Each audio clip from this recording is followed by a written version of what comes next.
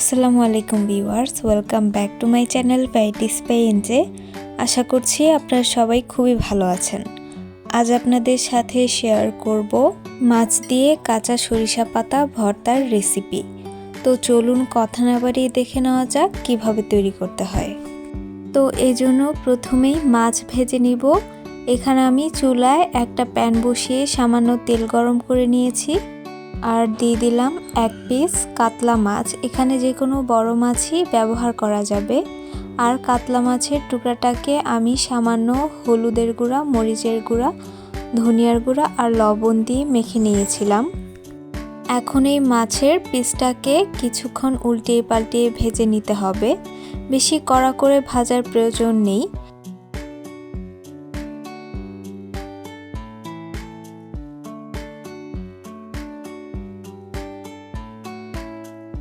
তো মাছটা ভেজে নেওয়া হয়ে গেছে, এখন এটা একটা প্লেটে তুলে নিচ্ছি।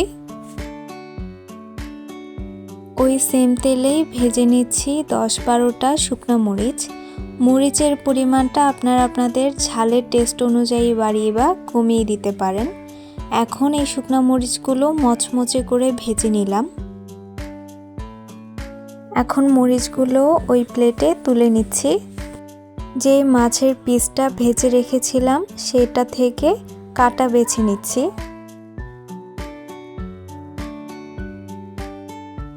মাছ বেছে নেওয়া হয়ে গেলে মরিচগুলোর উপরে পরিমাণ মতো লবণ দিয়ে মরিচগুলো মেখে নিচ্ছি। লবণটা বুঝে দিতে হবে, কারণ মাছ ভাজার সময়ও মাছে লবণ ব্যবহার করা হয়েছে। মরিচগুলো মেখে নেওয়ার পর দিয়ে দিলাম পেঁয়াজ কুচি। এখন মরিচের সাথে পেঁয়াজ একসাথে মেখে নিলাম। দিয়ে দিচ্ছি সামান্য সরিষার তেল। সরিষার তেল দিয়ে এখন পেঁয়াজ মরিচ মেখে নিচ্ছি। এখানে আমি সরিষা পাতা নিয়েছি আর খুব ভালোভাবে ধুয়ে পরিষ্কার করে নিয়েছি। এখন এই পাতাগুলো একদম কুচি কুচি করে কেটে নিচ্ছি। ভিডিওর শুরুতেই বলেছিলাম কাঁচা পাতা দিয়ে ভর্তা করে দেখাবো, তাই এখানে আমি ফ্রেশ কাঁচা পাতাটাই কুচি কুচি করে কেটে নিলাম। তো পাতাগুলো কেটে নেওয়া হয়ে গেছে, এখন সব কিছু একসাথে মেখে নিচ্ছি। যেই মাছটা বেছে রেখেছিলাম আর পেঁয়াজ মরিচ মেখে রেখেছিলাম তার সাথে কাঁচা সরিষার পাতাগুলো খুব ভালোভাবে মেখে নিলাম।